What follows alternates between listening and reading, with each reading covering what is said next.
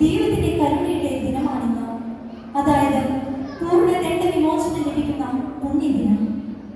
വിശുദ്ധ ഫൗസ്റ്റീനയ്ക്ക് ദൈവം വെളിപ്പെടുത്തി കൊടുത്ത കരുണയുടെ രഹസ്യം ഏതൊരു മഹാപാപിയെയും മഹാവിശുദ്ധനാകാൻ ദൈവത്തിന്റെ അളവറ്റ കരുണയിൽ ഒന്ന് ആശ്രയിച്ചാൽ മാത്രം മതി.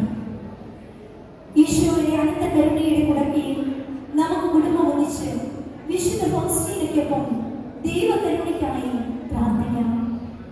ഈശോയുടെ തിരുഹൃദയത്തിൽ നിന്നും ഞങ്ങൾക്ക് വേണ്ടി കാരുണ്യ സ്രോതസ്സായി ഒഴുകിയിറങ്ങുന്ന തിരു